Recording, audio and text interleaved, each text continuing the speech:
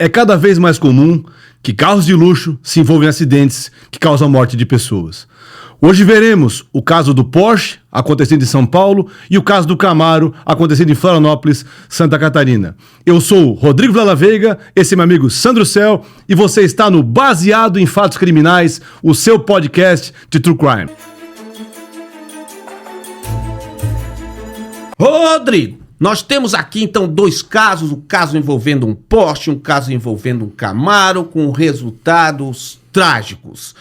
Muita gente comenta esses casos, a questão de carro de luxo, eles são tratados de forma diferente, seja porque, como alegam os motoristas, eles seriam mais perseguidos só porque o carro é chique. Outros dizem eles são beneficiados justamente porque o carro chique é de pessoas ricas.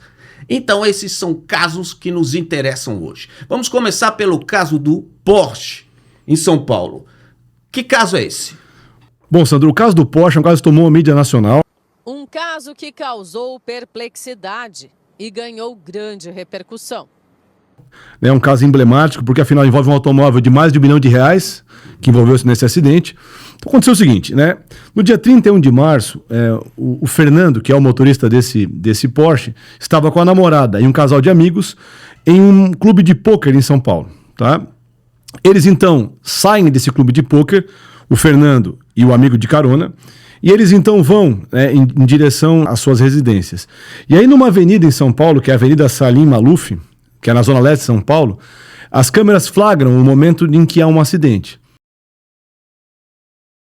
O carro do Fernando, esse Porsche, ele passa por uma câmera e, segundo a perícia, ele está a 156 km por hora.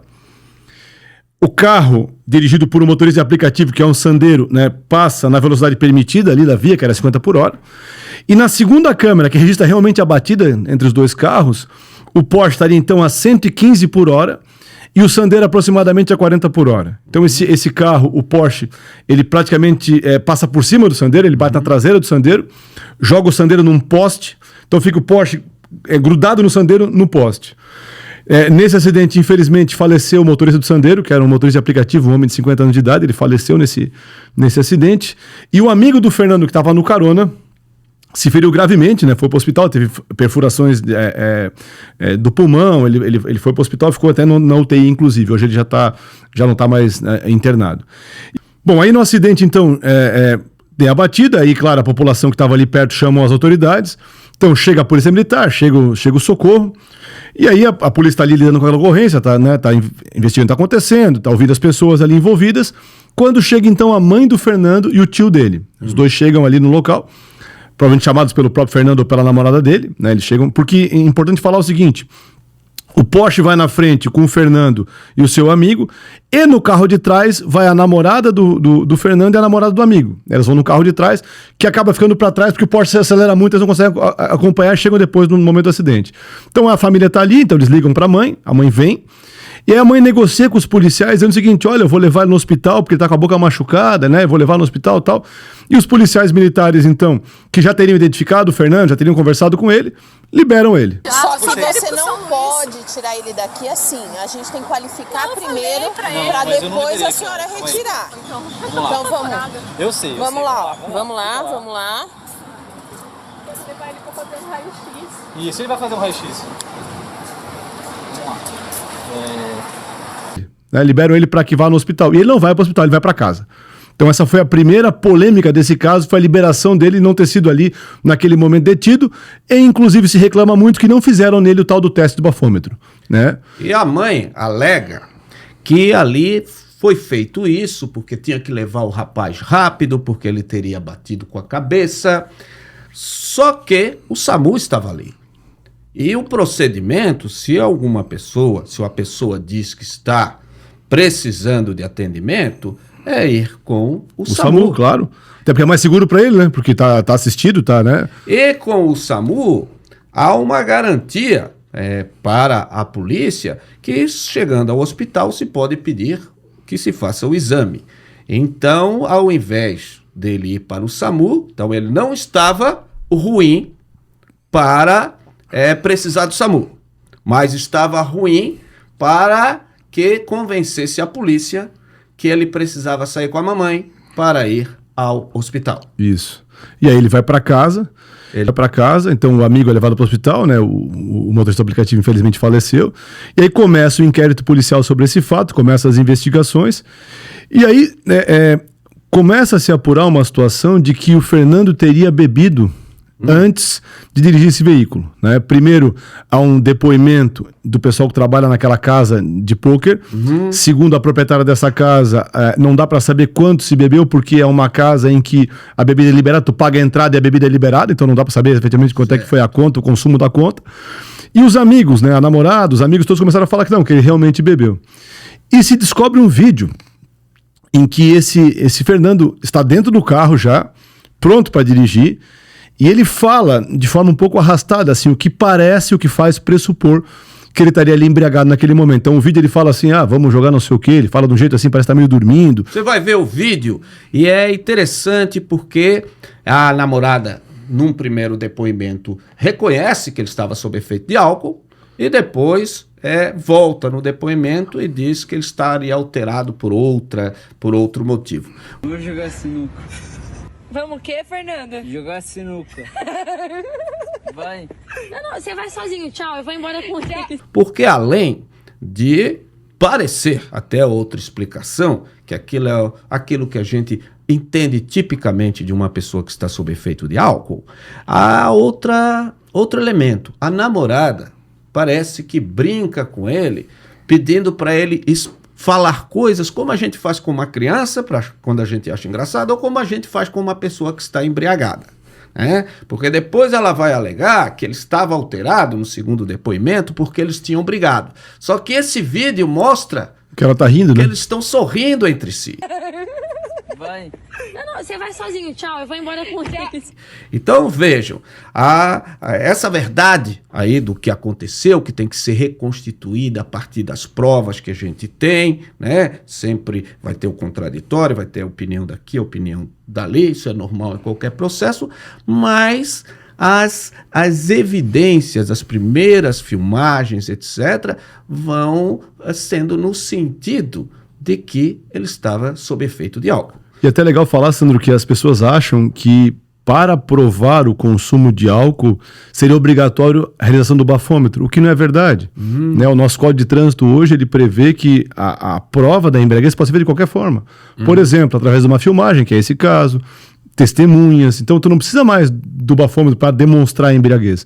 Então, se eu conseguir provas de que ele estava embriagado, a embriaguez se prova mesmo sem um bafômetro. Então, essa discussão, mas não fizeram um bafômetro, não tem tanta relevância se eu tiver outras provas a demonstrar essa situação. Se tu tiver outras provas, mas é claro, então por que se discute tanto o bafômetro? Porque o bafômetro, ele é um instrumento técnico que faz uma prova, se ele estiver devidamente aferido, ele faz uma prova muito difícil de questionar.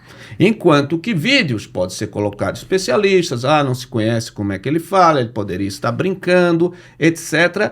Por isso que se entende que, embora possa ser provado por outros meios, é uma grande vantagem, claro, quando o sujeito está embriagado, não ter feito o bafômetro. Daí a crítica ao comportamento da polícia. Mas há um detalhe, né, Sandro? De não fazer o exame de alcoolemia quando esse é o procedimento padrão. Mas ele podia não fazer também, né? Então, mesmo ficando no local, ele podia não fazer o exame de alcoolemia. Também tem essa situação. Ele pode não fazer. Isso pelo princípio de ninguém é obrigado a produzir prova criminal contra si próprio.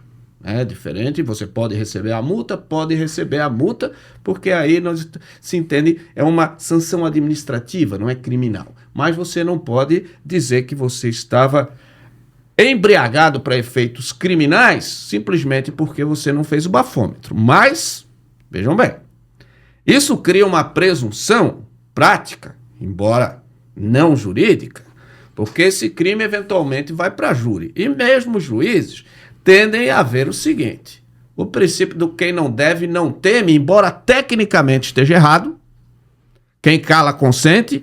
Tecnicamente está errado, porque o Código de Processo vai dizer quem cala não diz nada. É basicamente essa interpretação. Só que fica aquela coisa. Se você estava tão certo que não tinha bebido, o bafômetro seria seu amigo, porque ele provaria justamente isso. Então, por que o sujeito não quis fazer? Ele tem esse direito, mas nem sempre que você exerce um direito, isso não tem outras consequências. Nesse caso, o convencimento. Bom, aí o inquérito policial então andou, né? As pessoas foram todas ouvidas, recuperaram as filmagens do local.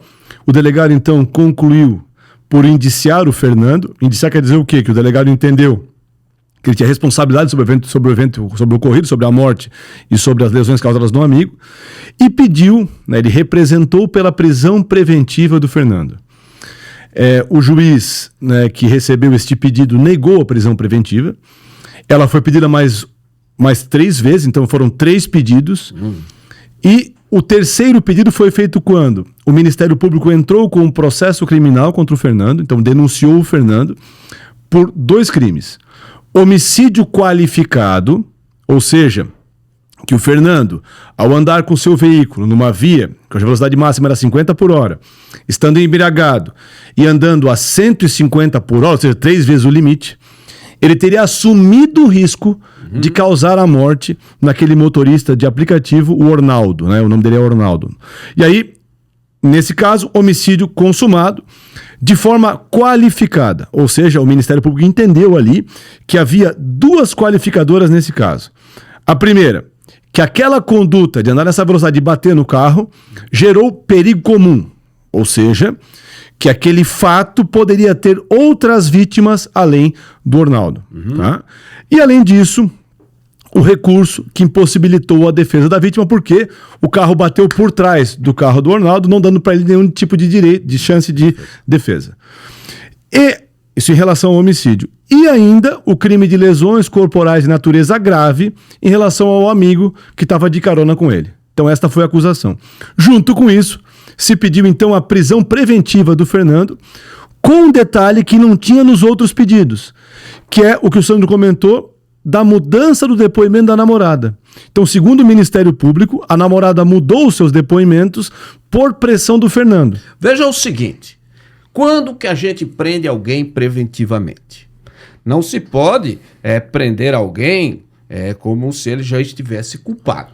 Então se prende preventivamente alguém que atrapalha a regularidade do processo, que não permite que a verdade processual ali seja encontrada, e um dos motivos é justamente isso: se o sujeito solto influencia testemunha.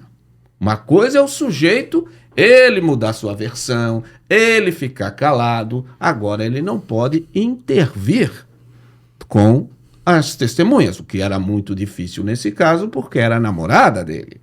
E um segundo ponto, que ele, no início, ok, que ele não era obrigado a ficar ali, né? A polícia que teria que ter mantido ele ali, mas a mãe diz que vai levá-lo ao hospital.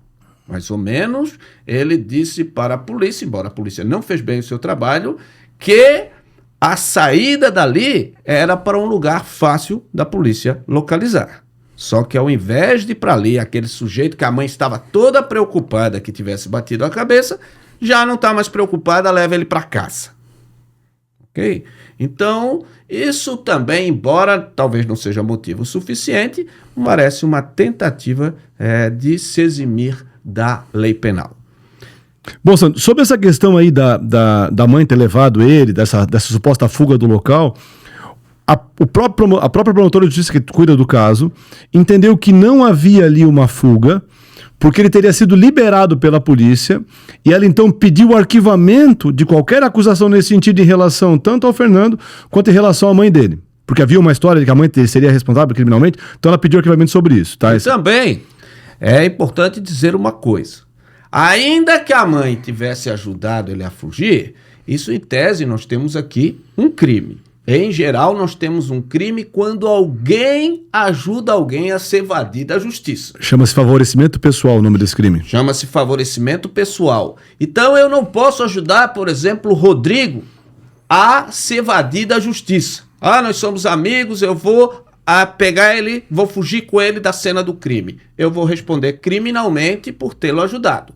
Mas há algumas exceções. Uma das exceções são os pais, os irmãos, né, os filhos, que se entende que aí é quase que instintivo de proteção entre os familiares. Então, que uma mãe querer proteger o filho é algo que nós não podemos criminalizar, porque seria um comportamento típico de uma mãe. Então a própria lei diz isso. Então ela não teria por que ser responsabilizada, porque na verdade quem não cumpriu o procedimento, segundo a própria Secretaria de Segurança do Estado, foram os policiais que atenderam a ocorrência. Sim, e a promotora pediu também em relação a eles a abertura de investigação para averiguar a conduta dos policiais em terem liberado o Fernando naquele momento. Então ela pediu arquivamento em relação à mãe e pediu investigação em relação aos policiais. Mas bom, voltando ao caso aqui do Fernando. Então, houve essa denúncia, ele foi então processado pelo Ministério Público e o pedido de prisão. Então se entendeu que realmente ele deveria ser preso. E aí os advogados negociaram com a justiça que ele se apresentaria para ser preso, desde que fosse mandado para um presídio mais seguro. E aí ele foi levado para Tremembé, aquele presídio lá onde estão os famosos, né? Todo mundo é preso em Tremembé, em São Paulo. Ele está preso lá, então. E o processo agora vai continuar. Então o processo agora vai correr o seu caminho. Rodrigo, o principal desse caso, para depois a gente até tratar do outro, é que não dá para negar um tratamento muito diferente. Sim. Não só dos policiais, mas olha só, eu só entrego o meu cliente se ele for para onde eu quero. Isso eu vou lhes dizer que não ocorre assim na justiça. A gente os presídios não são à la carte. Não diz eu quero, olha, para entregar o meu cliente, eu quero ele no presídio tal. Em geral, a maior parte das decisões diriam que isso é um absurdo. Só que nesse caso se concordou. Então veja, a população tem o seu direito, que historicamente nós sabemos, né? Há muitas críticas de como é que a polícia, às vezes, claro que há exceções, mas como é que a polícia trata acidentes envolvendo pessoas mais pobres, e aí as pessoas primeiro dizem, por que não teve o bafômetro igual costuma ter? É porque ele tinha um carro de 1 milhão? É porque a mamãe era poderosa? Segundo, por que ele pôde escolher o presídio? É porque também tinha essa influência? Por que demorou tanto tempo a prisão preventiva dele, mesmo, Rodrigo, que a gente discuta os fundamentos jurídicos, mas em casos semelhantes, a justiça, muitas vezes, e erroneamente do ponto de vista técnico, atendendo unicamente o clamor popular, tem decretado. Então, esse caso, ele é atípico, é aquilo que a gente fala, mesmo que ele esteja completamente dentro da lei, vamos dizer, como foi, só que é totalmente dentro da lei que nem sempre é o que a gente vê. Muitas prisões sendo decretadas apenas por isso, pelo clamor público, e nesse caso, o sujeito, essa de escolher o presídio, essa mostra... em termos, um dos pressupostos da democracia é que as pessoas sejam tratadas de forma igual. Eu não conheço, imagina uma pessoa pobre dizer eu só vou me entregar se me mandarem para tal presídio. Isso acho que não contribui em nada com a imagem da justiça. Sim, e aí, Sandro, para fechar esse caso, né, agora começou-se o processo contra ele, então agora vai se averiguar realmente se, em tese, havia um crime doloso contra a vida, e se entenderem que isso havia, ele vai ser mandado para o tribunal do júri, né? E aí vamos aguardar, então, os próximos capítulos desse caso aí. Até agora, tecnicamente, ele é inocente. Agora, para fazer o gancho para o nosso próximo caso, a acusação e grande parte da população estão passando a mão na cabeça do filhinho da mamãe, como é habitual no Brasil. Isso porque o nosso próximo caso tem a mesma discussão. Aqui nós já não estamos mais num Porsche, num carro de 1 milhão e tanto, mas nós estamos num Camaro, um carro caríssimo, muito potente, que chama atenção a ponto de esse ter virado o caso do Camaro. Esse é um caso aqui de Florianópolis, que o Rodrigo vai descrever e que tem essa questão e que eu já coloco até para você colocar nos comentários ali abaixo. De fato, as pessoas mais ricas nesse caso, elas são mais bem tratadas, são pior tratadas ou não há diferença de tratamento? Essa é a questão que passa esses dois casos. E nós trouxemos esse segundo caso, Sandro, porque é interessante que a discussão é mais ou menos a mesma, né? Se há dolo eventual ou não. E nesse nosso segundo caso do Camaro, nós já temos o julgamento dele no tribunal do júri. Então a ideia de fazer esse link é mostrar como é que seria o caso do Porsche na sequência, vamos dizer assim. Essa é a ideia de fazer esse link. Pera aí, Rodrigo. Mas tem uma coisa que nós ainda não esclarecemos suficientemente, que é a questão central, se há o tal do dolo eventual ou não. Podemos antecipar em relação ao caso do Porsche, né? A gente entende por esses fatos que nós temos aqui até o momento, que haveria aí um dolo eventual, né? Porque o cara estaria aí com 3 vezes a velocidade da via, né? Praticamente isso, estaria embriagado, né? E o que demonstraria então essa pouca importância em relação à consequência do seu ato. Basicamente, Rodrigo, é o seguinte: em princípio, as pessoas às vezes andam um pouco acima da velocidade, estão com pressa, estão com isso, e não querem, não acreditam que vão atropelar ninguém. Às vezes a pessoa toma lá um copo de cerveja, toma alguma coisa, e também acredita, só vai para casa porque acredita, não, eu já dirigi assim, não vai dar nada. Agora, quando nós temos as duas coisas juntas nessa proporção, eu tenho uma alcoolemia que, se confirmar que aquele vídeo é autêntico, e se confirmar o próprio depoimento do amigo dele, aquele no hospital que disse que ele bebeu, e o primeiro depoimento da namorada, que disse que ele estava bêbado, e ele estaria muito bêbado, e mais uma velocidade absurda. Ora, quem multiplica os riscos? Se eu estou completamente bêbado e ainda dirigindo praticamente 3 vezes a velocidade permitida, me parece que eu não estou nem me importando com aquilo que vai acontecer. Se for isso, é dolo eventual, deve ficar preso. Essa é a minha opinião. Minha também. O caso do Camaro aconteceu no dia 1º de janeiro de 2017, volta das 4 horas da manhã, em um bairro chamado Inglesa, aqui em Florianópolis, que é um balneário muito famoso, que pessoas passam lá, né, o verão, comemorações de final de ano, é muito movimentada aquela região, bem na rodovia de entrada desse bairro. É uma rodovia de pista dupla, né, para entrar e uma pista dupla para sair desse bairro. Vocês vão ver aí quem está acompanhando pelo YouTube vai ver aí nas imagenzinhas. Bom, aí 4 pessoas de uma família pararam numa caminhonete Hilux em um estacionamento de uma loja. Então tinha uma calçada, depois daquele estacionamento de loja, assim, em frente à loja, pararam ali para descarregar algumas coisas depois do Réveillon. Então desceram do carro 3 ocupantes e uma permaneceu dentro da caminhonete Hilux. Então, ao mesmo tempo em que o pessoal estava descarregando aquela caminhonete, 2 carros, um Audi e um Camaro. O Camaro vinha pela pista da direita, o Audi pela pista da esquerda, nessa mesma rodovia de acesso ao bairro de Ingleses. Eles, então, passam um quebra-mola. O Audi está um pouquinho na frente do Camaro, nesse momento de passar o quebra-mola. E segundo o que alega o Ministério Público e o Instituto de Perícias, com base nas filmagens que foram feitas, teria o Camaro acelerado bruscamente, com o objetivo de impedir que o Audi pudesse ultrapassá-lo.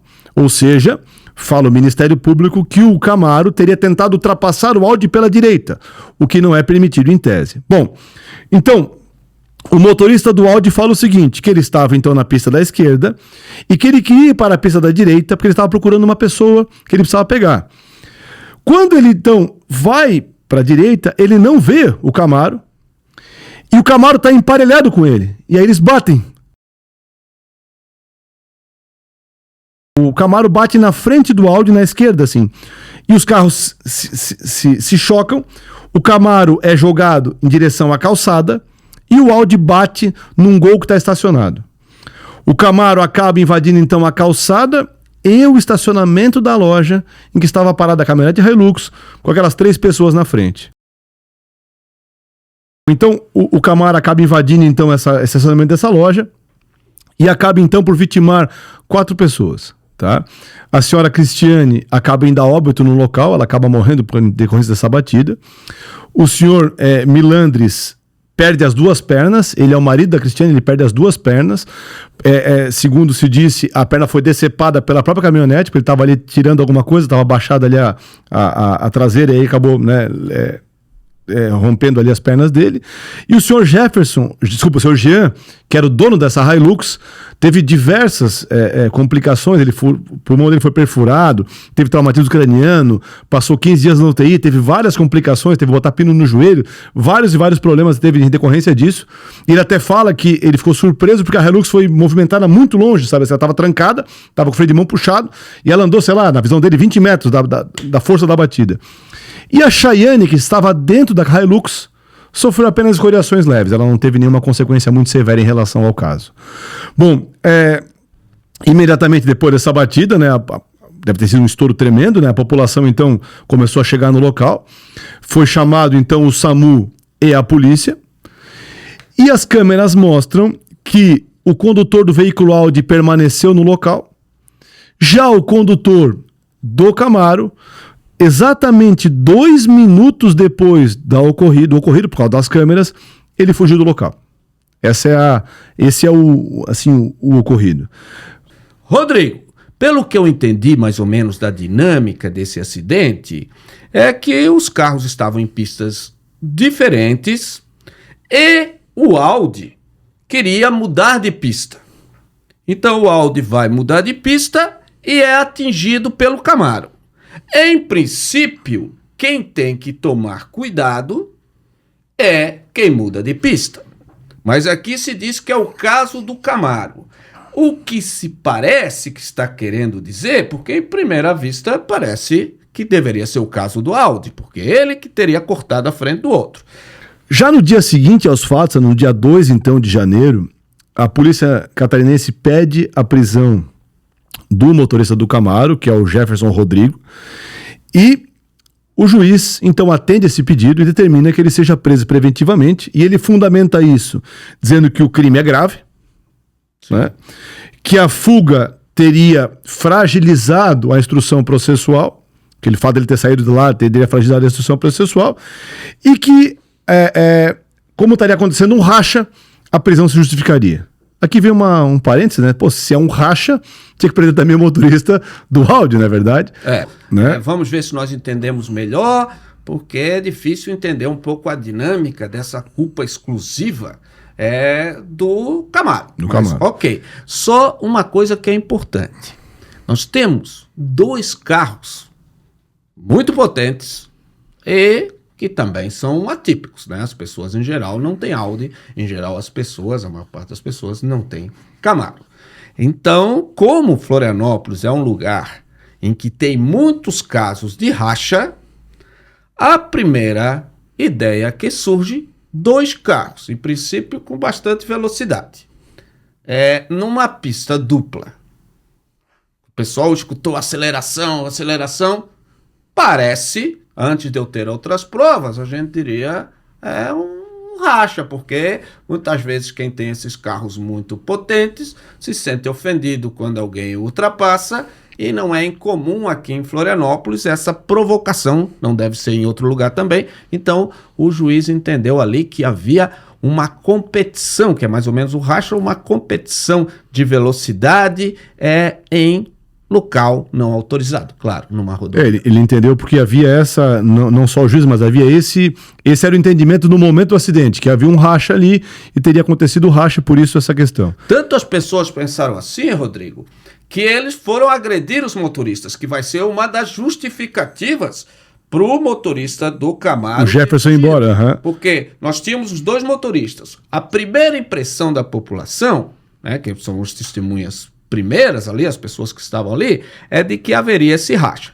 Então, tinha causado essa tragédia toda, a população querendo fazer justiça com as próprias mãos, começa a agredir o sujeito do Audi, acreditando que ele era o causador, e segundo, então, o motorista do Camaro, ele fugiu. Aí o inquérito policial, então, foi aberto, né? E aí o IGP...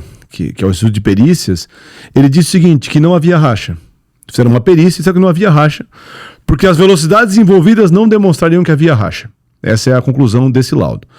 O Ministério Público, então, catarinense, em 20 de março de 2017, então, pouquinho tempo depois do fato, né? O fato foi em janeiro, ele denunciou, então, o Jefferson, o motorista do Camaro, porque entendeu que o Jefferson, ao imprimir uma velocidade alta naquela via, com o objetivo de simplesmente impedir que o Audi pudesse ultrapassá-lo, teria assumido o risco de causar o resultado, morte e lesões. Enquanto isso, o Jefferson aguardava preso. Não, o Jefferson não foi preso. Mas não tinha tido o mandado de prisão? O mandado de prisão foi expedido e ele não conseguiu ser cumprido. O Jefferson ficou ali, né, em liberdade. Voltou para o Rio Grande do Sul. Voltou para o Rio Grande do Sul e ficou lá, vamos dizer assim, foragido, tá?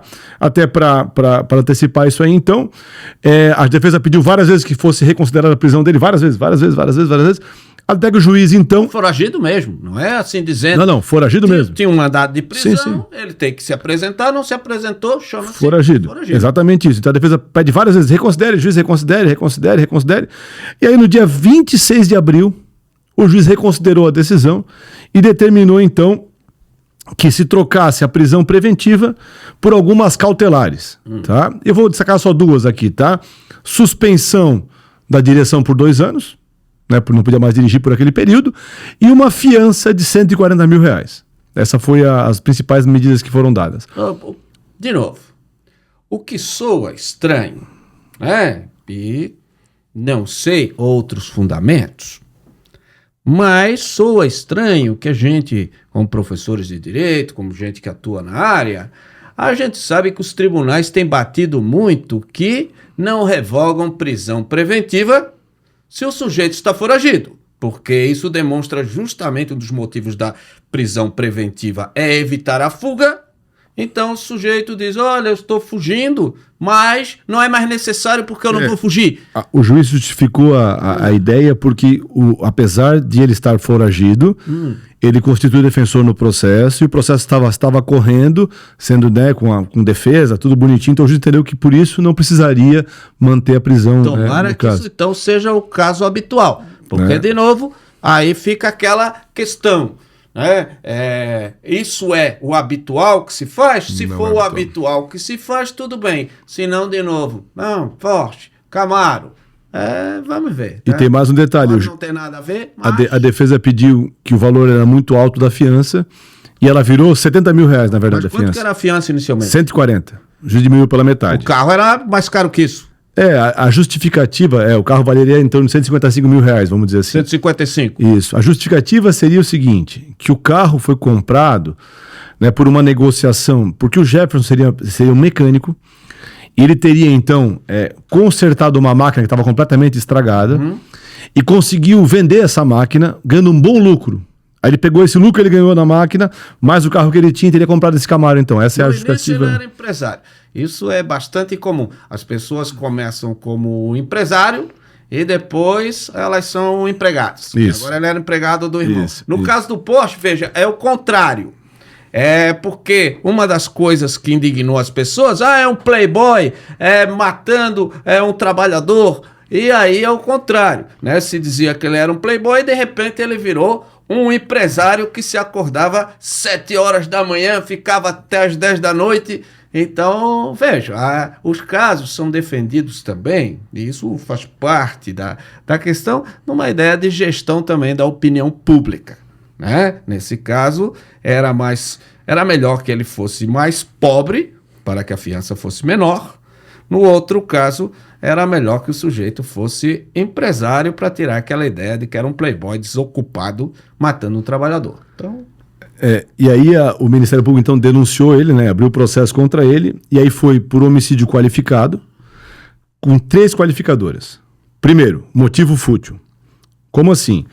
O promotor falou o seguinte, olha, ele causou todo esse fato simplesmente porque não queria permitir que um Audi ultrapassasse ele, porque ele queria dizer que o carro dele era melhor que o outro. Então essa é a ideia do motivo fútil. Segunda qualificadora, perigo comum.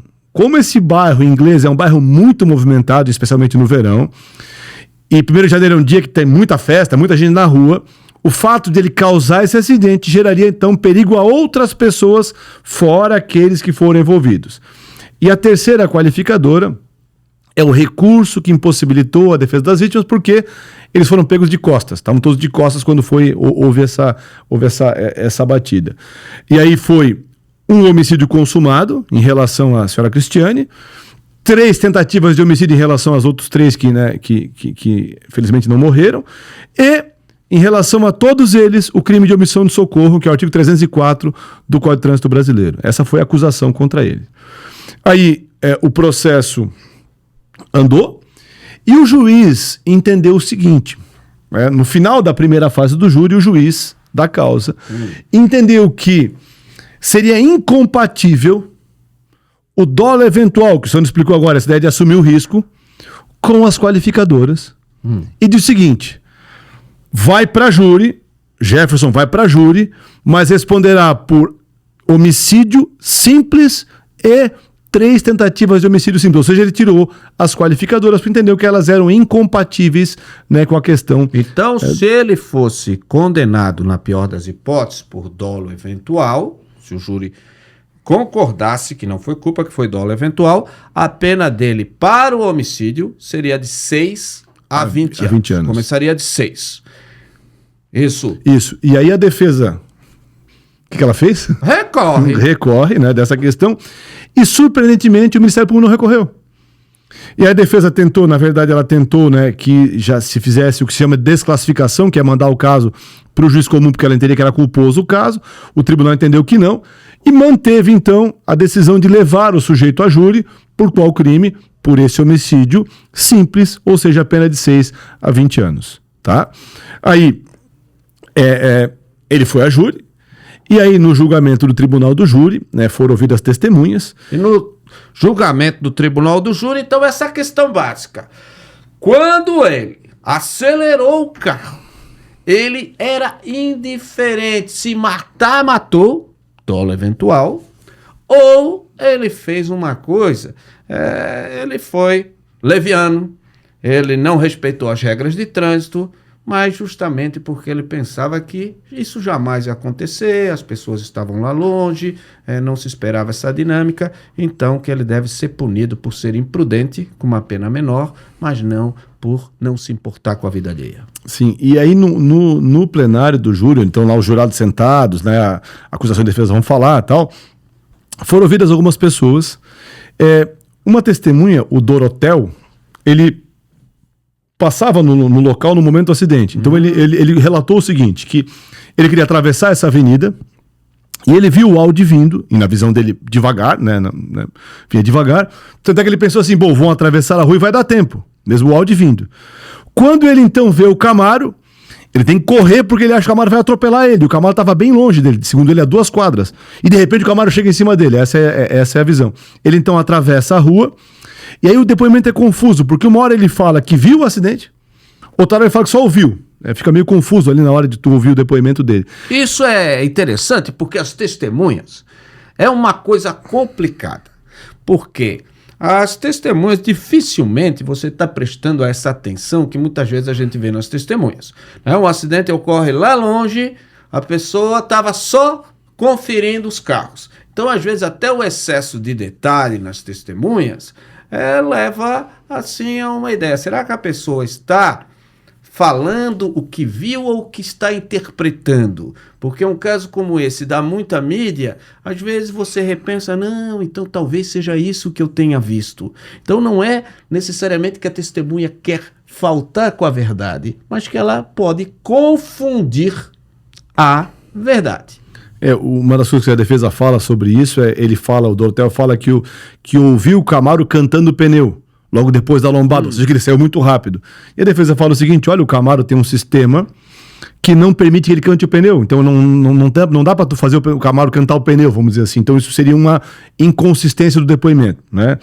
Bom, foram ouvidas então também as vítimas, tá? O Jean foi ouvido, que é o dono da Hilux, e ele descreve, né, tudo que ele passou, né, toda essa tragédia que ele teve, né, ficou em coma, teve que usar fralda, teve que fazer fisioterapia, um negócio bem, bem triste. E ele fala que se impressionou muito, de novo, ele fala com a Hilux, porque é uma caminhonete pesada, grande, ela estava travada e ela foi deslocada muito, assim. E na visão dele, o carro estava a uns 150 por hora. É isso que ele fala, porque assim, foi tão forte a pancada que não tem como ter feito aquilo com velocidades baixas. Essa é a visão dele. O Milandres, né, que é o marido da senhora Cristiane, que faleceu, que perdeu as 2 pernas também, descreve realmente essa tragédia que a família passou. Olha o Milandres. Eu vi uma entrevista com o Milandres, já na sua casa no Rio Grande do Sul. Veja, o sujeito, ele perde a esposa e ele perde as 2 pernas. E quase perdeu o braço também. E quase perdeu o braço. Então ele está dando entrevista.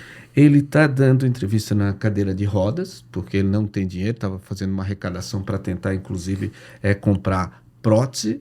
Que ele diz, hoje eu sou uma pessoa que, além de ter perdido a esposa, eu não posso nem levar o meu filho na aula, né? Esse filho que ficou sem mãe e com pai, em grande parte, incapacitado.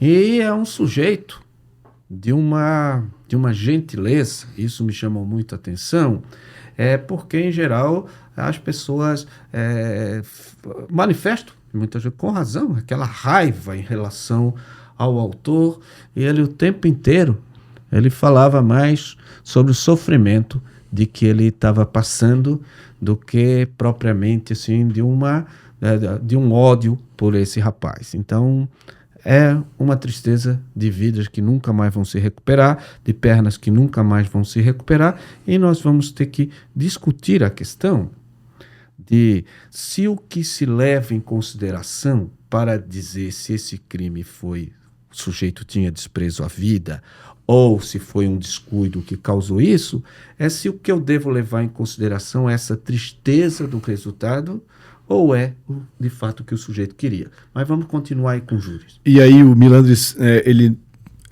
tanto o Milandres quanto o Jefferson não puderam ver muita... O Jefferson e o Jean não puderam ver muita coisa, estavam de costas, então eles descrevem mais o que eles passaram do que efetivamente o fato em si, né? Que foram né, arremessados. Mas o Milandres fala que teria visto durante a tarde o Camaro andando em altíssima velocidade por Inglesa. Ele teria visto isso aí, o carro passando ali em altíssima velocidade. Até ele fala assim, ele fala assim, poxa, eu vi esse carro passando muito rápido à tarde e não sabia que depois eu ia ser vitimado por esse mesmo carro. Vamos ser sinceros. É difícil alguém comprar um carro de alta aceleração para ir fazer compra na feira. É difícil o sujeito comprar um carro de alta aceleração para respeitar necessariamente normas de 40 km. Não quer dizer que não tem gente que respeite, não quer dizer. Mas o comportamento que a gente vê em Florianópolis, tem muitos carros de luxo, é que os sujeitos aceleram muito. Agora, o fato de esse poder ser um comportamento comum não quer dizer necessariamente que esse era o comportamento que ele já fazia. Mas se você ganha agora há pouco, agora ele dizia, o dono do Camaro dizia que ganhava pouco e investe 150, 140 mil para comprar um Camaro, parece que não é o carro de novo que você pega, que é só para buscar as crianças na escola. E aí o Jefferson é ouvido, né, o motorista do Camaro é ouvido, né, e ele fala basicamente o seguinte, que o Camaro ficou a semana toda parada, que ele não tirou o Camaro de casa em nenhum momento, certo. Que ele tirou naquele momento porque ele queria abastecer o carro, porque ele queria ir no outro dia para o Rio Grande do Sul, então é isso que ele fala. Ele fala que o próprio motorista do Audi, né, diz que ultrapassou ele antes do evento, estaria uns 40 por hora, o motorista do Audi fala, né, ele teria deposto nesse sentido, e diz também que o motorista do Audi falou no seu depoimento que não viu o Camaro. E que ele foi para cima do Camaro. Então ele diz o seguinte, quem deu causa ao acidente foi o Audi a mudar de pista sem o cuidado de verificar se tinha um carro do lado ou não.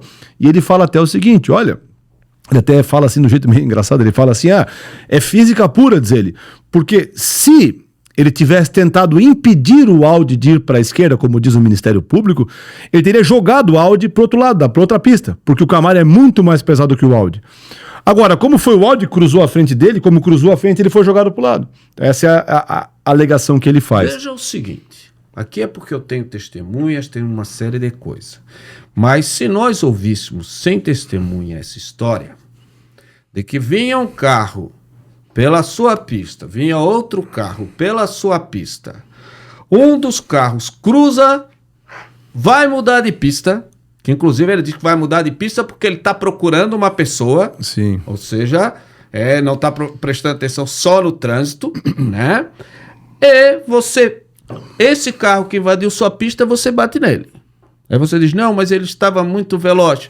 Se não tivesse essas outras testemunhas, nós diríamos o quê? Que o culpado é quem invade a pista alheia. Sem cuidado. É isso que está tentando sustentar o Jefferson no seu depoimento, basicamente isso. E aí ele justifica que saiu do local dos fatos muito rápido, porque viu o motorista do Audi, que era o Robson, sendo espancado pela população. Então ele viu aquela cena de sendo espancado, e aí ele, temendo pela sua integridade física, ele foge do local. Tá? Segundo ele, né, a namorada teria ligado para as autoridades para pedir socorro, mesmo ele tendo fugido do local. Tá? Pergunta o seguinte, professor Rodrigo. Ele fugiu do local alegando isso. Alegando, se eu ficar ali eu vou apanhar, porque o sujeito do Audi já estava levando ali, né, a população queria fazer justiça com as próprias mãos. Ele fugiu. Nesse caso, se for essa a verdade, ele não estaria certo em fugir? Claro, não haveria crime aí. A jurisprudência nossa é pacífica, que em caso em que eu tenho, né, integridade física violada, eu poderia sair. Porém, para evitar o crime de omissão de socorro, eu teria que fazer o quê? Avisar as autoridades. Ligar para autoridades. Um dos casos que mais dá problema é que as pessoas, e muita gente, nesse caso até eu acho que é elementos concretos, mas isso é muito típico. Todo mundo que se envolve num acidente e foge praticamente diz, ou eu fiquei nervoso, muito nervoso, ou iria apanhar. E o problema é que quando você diz que vai apanhar, você deveria então comunicar às autoridades, porque daí mostraria que você não quer fugir de responsabilidade, você simplesmente não pôde. Mas isso nem sempre é o que acontece. E veja, quando nós estamos falando aqui, vem de novo a questão. Parece, quando nós estamos falando, que as pessoas elas não podem ter a vida facilitada porque elas têm muitas posses ou porque elas têm um carro potente, etc. Tem que ser visto o caso de forma igual. É isso que nós queremos.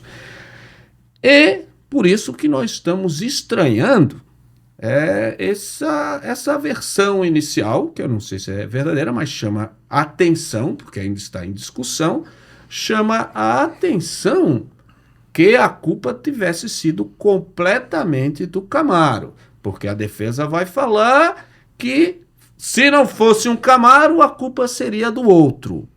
Bom, ficou conhecido como o caso do Camaro, assim como aquele é o caso da Porsche. De fato, ninguém conhece aquele caso como o caso da Sandero, que foi o carro que foi atacado. E nesse aqui, em princípio, se fosse o Audi um carro mais barato, seria o caso do Audi. Mas essa tendência que vende mais, né, para a opinião pública, também fomentar essa ideia. Olha só, um ricão, né, vem com seu carro potente desgraçar a vida de pessoas simples. Né? Isso também pode não ter nada a ver. Né? Então, nós vamos ver também, você vai poder opinar ali, se você acha que nesse caso, o fato, esse rapaz foi mais ajudado por ter posses, se ele não teve diferença nenhuma, ou se nesse caso ele foi inclusive prejudicado por estar dirigindo um carro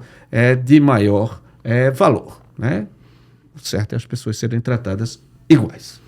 Bom, aí terminado o interrogatório dele, aí passaram aos debates, que é aquele momento em que há a discussão entre acusação e defesa, para convencer o júri do seu lado. A acusação, então, teve 1h30 para fazer a sua primeira intervenção, e neste caso nós tínhamos a figura do assistente de acusação. O que é isso, gente? Qualquer pessoa que é vítima de um crime pode nomear um advogado para, em seu nome, trabalhar como assistente de acusação. Então, o assistente de acusação não é o advogado, é a pessoa que contratou esse advogado para lhe agir, ou seja, a vítima. Que trabalha junto com o promotor na acusação. Então, veja, o acusado contrata o seu advogado. A outra parte, a vítima, ela não precisa contratar um advogado nesses crimes de ação pública porque a Justiça Pública, o Ministério Público tem a obrigação de responsabilizar quem em tese praticou o crime. Só que, às vezes, eu quero uma atenção especial para o meu caso, eu quero alguém que eu possa, que eu confie pessoalmente. Veja, eram todas do Rio Grande do Sul, tantas vítimas como essa, não conheciam, não tinham tanta familiaridade, né? Às vezes com a promotoria daqui, né? E quiseram trazer um advogado de sua confiança local, o que é bastante válido, para não substituir o promotor, mas para trabalhar juntos com o promotor. O promotor ainda é o titular da ação, é o que fala primeiro, se quiser, né? Mas é uma cautela que às vezes as pessoas têm de dizer, não, muitas vezes vem muitos advogados do outro lado, não vou deixar o promotor sozinho porque eu quero que ele seja condenado, vou contratar um advogado para colaborar com o promotor. A isso nós chamamos assistente de acusação, que inclusive costuma ser um advogado que em geral é advogado de defesa. Eu já fui assistente de acusação algumas vezes, justamente em casos de trânsito. Digo que é uma posição, primeiro, Rodrigo, relativamente desconfortável. Para quem advoga é bem esquisito. Porque em geral nós estamos defendendo alguém contra o Ministério Público na sua acusação. Nesse caso, nós estamos sentados do lado do Ministério Público. Ajudando a acusar. Ajudando a acusar contra colegas, que em geral são nossos amigos, nossos colegas de labuta e que muitas vezes reclamamos igualmente das acusações. Então não é confortável, mas o nosso cliente nesse caso é a vítima, né? Que também é um cliente a ser defendido. É do jogo, né? Nós temos que encarar isso profissionalmente e é assim que funciona.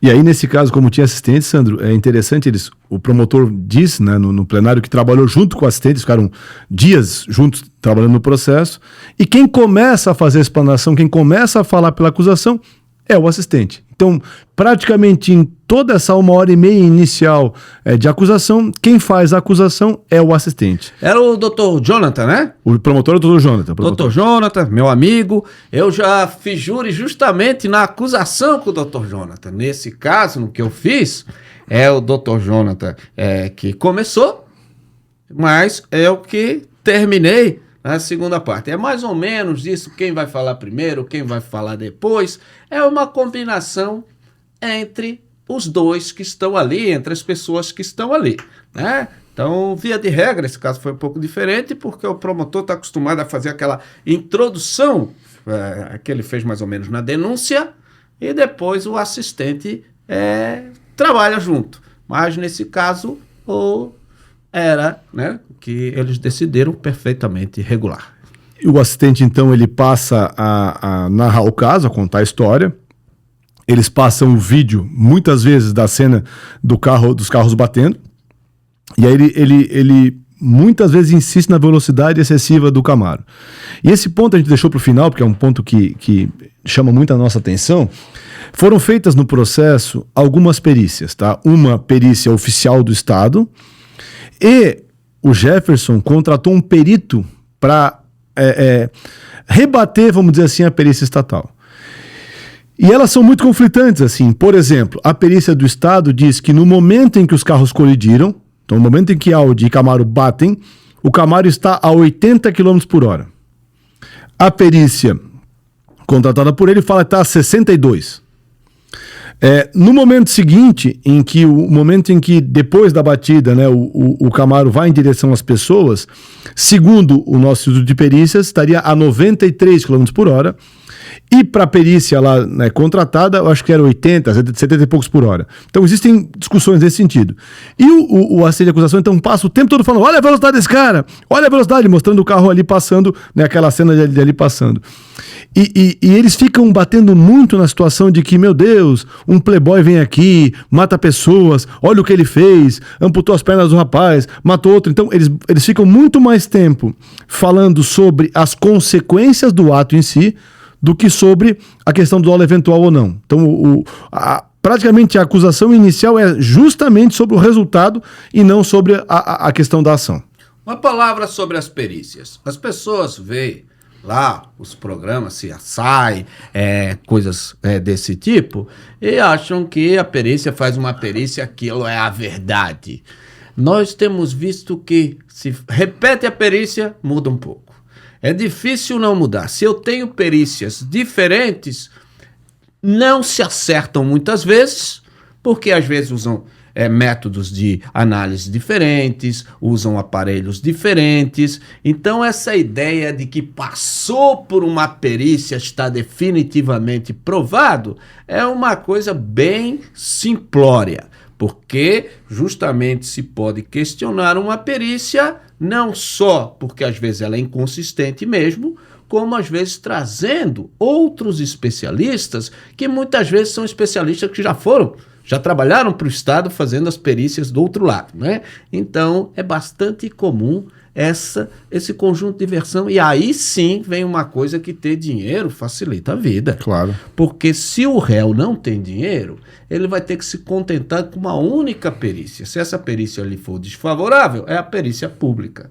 Quando o réu tem dinheiro e ele não concorda com aquele resultado da perícia, ele acha que não reflete a realidade, ele vai poder contratar uma outra perícia para contrastar aquela. Isso é um daqueles casos que, de fato, é inegável, né? Que quem tem mais dinheiro não é uma questão dentro das próprias regras do jogo, mas pode contratar mais serviços técnicos que podem ser usados a seu favor. Isso é algo inegável aqui nos Estados Unidos, em qualquer lugar.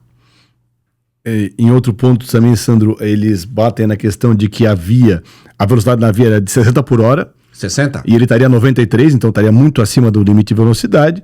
E que aí o Ministério Público termina essa primeira fase, o promotor toma a palavra e termina essa primeira fase falando o seguinte, que o Audi não foi denunciado porque o Audi não teve nenhuma responsabilidade no evento, que a culpa foi exclusiva do Camaro, que tentou ultrapassar pela direita e para impedir que o Audi pudesse ultrapassá-lo. E aí o promotor até fala assim, agora ele vem aqui chorar, dar uma dissimulada, né? Tem até uma briguinha entre acusação e defesa nesse momento aí. Aí o promotor encerra a primeira fase e a defesa então assume o seu encargo. E a defesa, ela se concentra bastante nessa questão de responsabilizar o Audi, e também na questão da velocidade da via. Por quê? Isso é fato. No processo, isso não é uma versão deles, é fato, porque eu li o processo todo, então é fato. Não havia naquele local específico a velocidade sinalizada. O primeiro sinal que nós tínhamos antes do acidente fica um pouco a 2 km do acidente e marca lá 80 km por hora. Mas ainda é na pista que vai descendo. Isso, a 2 km antes do local. A última placa que tem, naquele momento, era 80 por hora. É outra rodovia. E aí a perícia, a defesa fala o seguinte, olha, de janeiro, quando aconteceu o fato, se pediu para a Guarda Municipal de Florianópolis a informação da velocidade no local.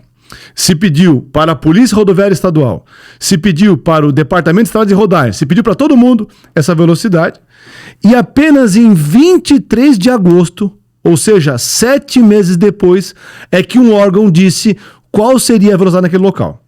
E que seria de quanto? De 60 por hora. Veja o seguinte, vamos ver o que acontece quando não tem placa. Eu posso andar quanto eu quiser? Não. O Código de Trânsito regula isso. Quando não há placa, eu tenho que seguir as regras gerais. Embora a gente decore lá, né, para fazer a carteira de motorista, renovação ou coisa parecida, mas em geral as pessoas não se tocam disso. Para essas vias, de fato, o código diz que é 60. Significa que se não tem placa, numa via aqui, né, numa via rápida, que era mais urbana, eu não poderia passar de 60. Então, mais ou menos nisso que se baseiam. Mas isso não tira a possibilidade de induzir a pessoa em erro. Por quê? Eu venho de uma rodovia que a última placa é 80. Que, de fato, é uma rodovia diferente, é uma rodovia para chegar no bairro. Aí eu entro, mas que continua, né, uma rua contínua, num local, até então não era um bairro, era estilo assim, como uma BR, que não tinha lugares, não tem muitas casas no lado. Aí eu entro num lugar com uma população muito grande, mas que a rodovia continua. Todo mundo entende, claro, que ali fica numa zona urbana habitada. Só que, de fato, a falta de placa complica um pouco a situação, né? Mas, em rigor, se eu não tenho placa, a velocidade é a que está no Código de Trânsito. Mas a defesa até fala, Sandro, sobre isso, e ela fala o seguinte: bom, mesmo que eu tivesse placa e que fosse 60 por hora, como foi respondido no processo, estar a 80, que era a velocidade segundo a perícia oficial no momento da batida, estar a 80 seria assumir o risco de causar o resultado morte? Aí a defesa fala o seguinte: olha, se tivesse um radar ali, eu receberia uma infração média. Ou seja, uma infração nem grave, uma infração média. Então, será que esta velocidade justificaria, né, a questão do dolo eventual? E mais, vejam, a defesa fala o seguinte: olha, o Camaro estava na sua pista e continuou na sua pista. Quem mudou de pista? Quem tinha que tomar as cautelas foi quem? O Audi. Então, basicamente, a defesa ela fica nesses pilares da velocidade, da questão do Audi A e na velocidade questão... era 80 km? 80 na hora da batida. Na hora da batida? Da batida. Segundo o Instituto de Perícias. E depois da batida, 93. Aí existe uma discussão aí. A acusação fala, inclusive eles discutem isso no momento que a defesa está falando. A acusação fala que ele estava acelerando, então logo depois já atingiu 90 por hora. E a defesa fala que não. Que quando bateu, ele foi impulsionado. Sabe assim, a pancada fez ele andar um pouquinho mais rápido. Tanto um pouquinho mais rápido. Um processo é feito de muitas versões. Tem uma coisa que é estranha se nós formos pegar, é que tudo que foi dito era verdade. Um sujeito diz que, uma testemunha, que quando se bateu ali na caminhonete Hilux, uma caminhonete bastante pesada, que ela teria andado 20 metros arrastado mesmo com freio de mão puxado. Depois nós vamos ver que o local nem comporta isso. Por quê? Se isso fosse verdade, né, se a pessoa não tivesse, vamos dizer, se confundido ao dizer isso, ou não estimou um número meramente da cabeça que veio na cabeça, esse é um dos problemas, como é que um carro a 80 km ou a 90 pode empurrar, né, vamos dizer, do ponto de vista normal, parece que não justificaria se empurrar. E outra coisa, se ele estava a 80, embora ele estivesse acima da velocidade da pista, a defesa tem lá sua razão, porque na verdade eu estou 20 km, né? 60 eu já podia estar. A 20 km, e aí complica o Audi de novo. Porque eu vou mudar de pista, eu não vejo um carro que está vindo a 80 km. Veja, a 80 km é velocidade regular. Qualquer um que tenha habilitação está preparado para ver um carro. Se eu não sou capaz de ver um carro que vem a 80 km do lado, me desculpe, mas eu não posso dirigir. Diferente do Porsche, vinha 150, aí já é outra conversa. Então, esse caso, né, ele ainda está em decisão. Esse caso, ele suscita muitas dúvidas de interpretação e, por enquanto, vamos ver se o professor Rodrigo traz outras coisas, mas, por enquanto, para cravar, por mais, veja, quando a gente trata de um crime, nós não estamos tratando da responsabilidade do sujeito apenas do que aconteceu. Aquilo que aconteceu foi uma tragédia enorme, né? Pessoas morreram, perderam a perna, mas aqui nós estamos discutindo por que o sujeito fez isso. Veja, era diferente se ele... Eu quero matar essas pessoas. Chamado dolo direto, eu quero matar. Era diferente se ele... acelerei mais do que devia, não dei sinal, acabei causando isso. Em princípio, uma culpa, né? Uma imprudência que gerou um resultado trágico. Ou se ele, de fato, não se importava, que é o que o Ministério Público está dizendo. Então, ao andar a 80, era mais ou menos essa questão, ao andar a 80 numa pista que é 60, Ou a 93, que é essa discussão aí. ou a 93, eu assumi o risco de causar todas aquelas mortes, ou seja, eu era indiferente a elas. Do ponto de vista do que habitualmente acontece, me parece que não é a primeira tese que a gente pensa. Mas impressionado, é claro, pela questão das vítimas. Quando tem vítimas, a gente quer um responsável, mas o direito, ele age com regras diferentes. Então, esse caso é muito diferente do Porsche. Sim. O do Porsche, eu não tenho dúvida, não tem defesa contra um carro que vem a mais de 150 km por hora se você está a 50 respeitando a velocidade da pista. Sim. Não tem defesa contra o sujeito que ainda faz isso sob efeito de álcool. Agora, se prevalecer essa tese, eu venho na minha pista a 80 ou até a 90, na pior das estimativas aí.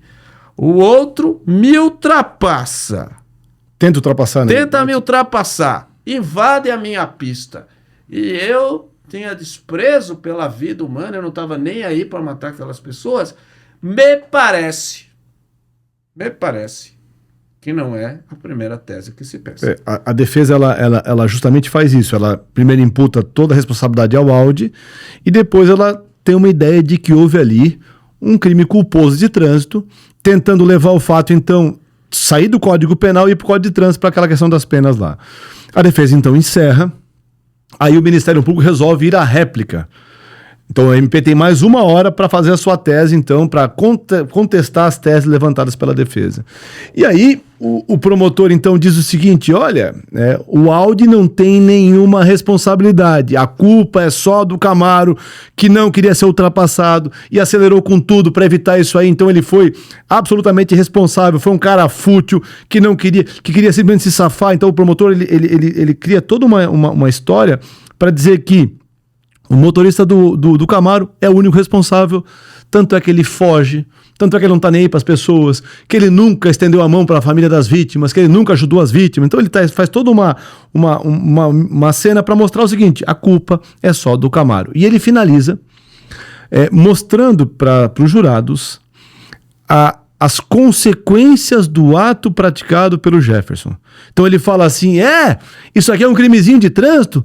Mostra aqui o crimezinho de trânsito. Ele mostra então para os jurados as fotos da pessoa morta, da pessoa com as pernas amputadas. E a cena é muito forte e uma jurada passa mal. Eles têm que parar o julgamento porque a jurada passa mal ao ver aquela imagem daquela cena, e o promotor então encerra pedindo então a condenação dele por todos os delitos. A defesa então vem para sua tréplica. E ela, aí os ânimos estão muito exaltados.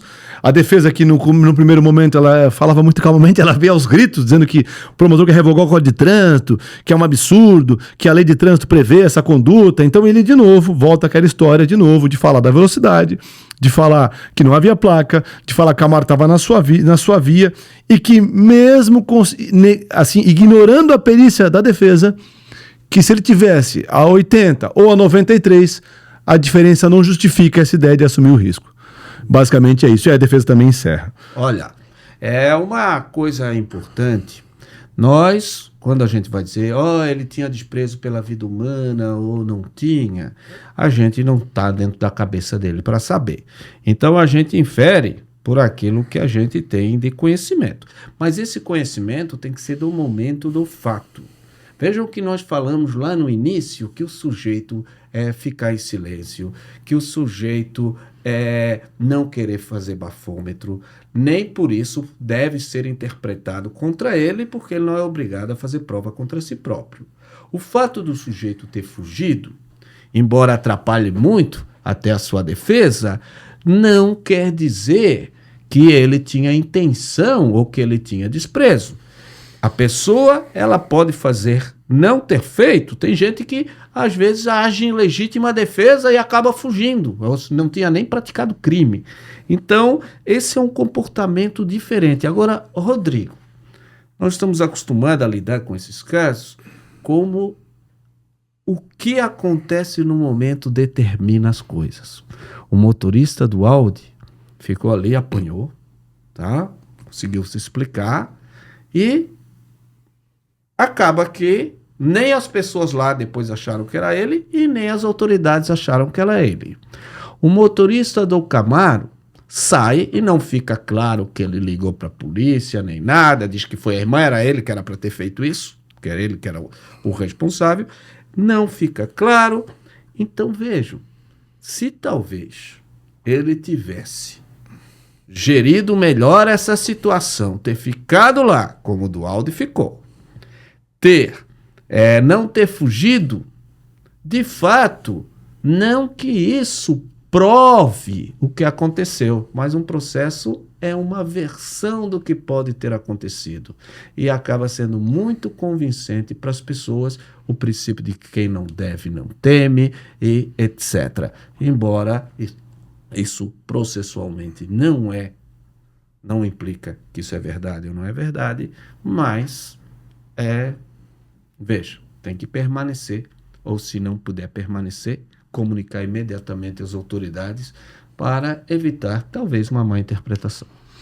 Bom, Sandro, aí, para ir finalizando já o nosso caso e o nosso julgamento aqui, os jurados, então, foram chamados para se manifestar sobre o caso, respondendo a perguntas feitas pelo juiz. E aqui acontece uma situação bastante interessante, assim, do ponto de vista criminal, tá?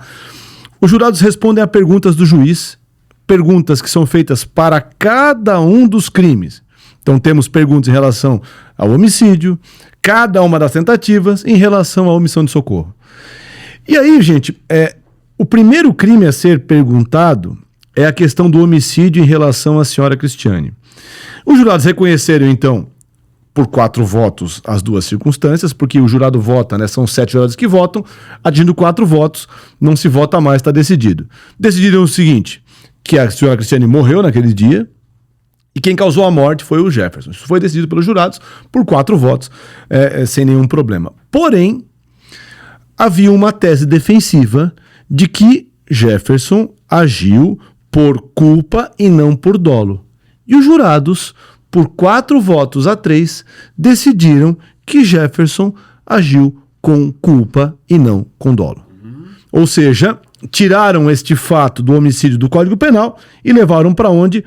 Para o Código de Trânsito. Com a pena que inicia em 2 anos. Com a pena que inicia em 2 anos, exatamente isso. Porém, quando foram questionados em relação às tentativas de todas elas, nós temos uma mudança aí. De novo, reconheceram por 4 votos que foi Jefferson, né, que as pessoas se feriram e que foi Jefferson que causou. E que isso era uma tentativa de homicídio. Porém, quando questionado se ele agiu com dolo eventual, disseram que sim. Então disseram que Jefferson, sim, assumiu o risco de matar aquelas pessoas, colocando o que então? As tentativas de forma dolosa. Então veja o seguinte, traduzindo, o que os jurados disseram é que, veja, ele então bate, ele atropela essas pessoas, né, com aquilo que a gente já viu, mata uma e fere 3. 3, exatamente isso. Corta as pernas, etc. Eles dizem, olha, quando ele ali foi em excesso de velocidade e aí o carro dele saiu e bateu naquela senhora, na dona Cristiane, isso, quando ele bateu nessa moça, ele não tinha intenção de produzir, ele foi, de fato, ele descumpriu uma norma de trânsito, mas ele não tinha desprezo pela vida dela. Agora, na mesma coisa, quando ele bateu nos demais, aquele que cortou a perna, o outro que machucou, aí ele tinha desprezo por essas outras pessoas. Então, o meu carro está sendo jogado em determinado local, porque eu fiz alguma coisa, eu atinjo 4 pessoas, e em relação a uma que eu não conhecia, eu simplesmente fui imprudente, eu não queria, não tinha nada contra ela. Agora, em relação às outras 3, aí eu pensei assim, ó, essas outras que se ferrem, essa não. Essa que eu matei foi sem querer, mas essas outras que se ferrem. Sem sentido. E aí, cabe ao juiz, então, dosar essas penas que foram aí levantadas por eles. O juiz entendeu, então, como o ato era único, que houve o chamado concurso formal. Ou seja, com um único ato eu pratico diversas infrações penais. E aí ele, então, pegou a mais grave delas, né, que foi a tentativa de homicídio em relação ao Milandres, e aumentou a pena em 1/4. Resultado, o Jefferson foi condenado pelas questões ligadas ao crime contra a vida a 5 anos e 10 meses de reclusão em regime inicial semiaberto. Com essa bagunça toda, ele pega 5 anos. Se tivesse sido só o homicídio, tivesse sido doloso, já começaria de 6. Agora veja uma coisa. Não sei se vocês também se deram conta que ele respondeu mais pesado, a pena maior que ele teve foi por ter cortado ali as pernas quando bate no Milandres e as pernas dele são amputadas. Essa pena é mais alta do que ele ter matado a esposa do sujeito. Ou seja, nesse caso aqui, né, tentar matar, segundo eles, foi mais grave do que ter matado. Por quê? Porque quando matou sem querer. Foi imprudente e matou sem querer. Quando cortou as pernas, estava nem aí para cortar as pernas. Não, foi quase o dobro a diferença, até para mostrar isso aí. No homicídio culposo, ele pegou 2 anos e 8 meses. Por ter matado a mulher. Por ter matado a mulher. Na tentativa, 4 anos e 8 meses. Por ter cortado a perna. Por ter cortado a perna. Então a pena foi mais alta por ter cortado a perna do que por ter matado. E ele pegou 7 meses pela omissão de socorro. Bom, terminado o julgamento, obviamente, houve o quê? Recorre. Todo mundo recorreu. Na verdade, recorreram quem? O Ministério Público não recorreu. Recorreu o assistente de acusação e a defesa. O que pediu o assistente? Obviamente, para majoração das penas. Esse foi o pedido dele, para as penas serem aumentadas. Tá. Já a defesa pediu o seguinte, algumas coisas. Primeira coisa, ela falou o seguinte, olha, o juiz errou. Quando o juiz perguntou para eles, na primeira série, se foi doloso ou culposo o homicídio, e eles falaram que foi culposo, o que ele deveria ter feito, dissolvido o conselho, fala, jurados, obrigado pelo trabalho de vocês, e ele julgado a causa, porque, qual é a ideia da defesa, como foi um ato único, ao falar que a conduta foi culposa, tem que ser culposa para todo mundo, então o juiz teria agido mal nesse ponto. E eles pedem o que então? Que o tribunal anule a decisão do juiz e mande que um juiz singular julgue a causa, ou seja, leve para um juiz normal julgar o quê? O homicídio culposo. É isso que eles pedem, né? Como primeira situação. E alternativamente eles pedem o quê? A diminuição da pena. Por quê? É um pouquinho técnico, tá, gente? É o seguinte.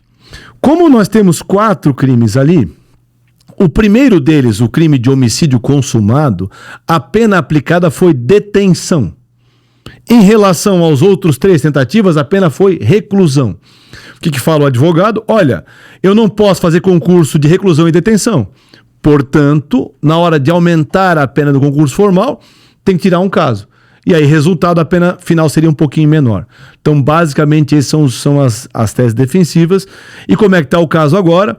Está no Tribunal de Justiça para julgamento. Então, não sabemos ainda qual é o resultado final disso. Uma coisa que chama atenção é que parece que esse recurso de dizer que agora teria que mandar para o juiz singular, me parece que isso vai esbarrar na soberania dos jurados. Me parece que o que o tribunal pode fazer, se anular o júri, é mandar para novo júri. O que pode ser um perigo, né? O que pode ser um perigo porque a pena ficou baixa para o padrão. Aqui nós temos várias condenações de sujeito que matou uma única pessoa, que está com 7 anos, 8 anos. Aqui nós temos 5 anos e um pouquinho por aquela bagunça toda que ele fez. Então, se anular esse júri e mandar para novo júri, me parece que há um risco grande. Isso nós veremos mais tarde, né, quando nós vamos informar para vocês como que vai terminar esse caso.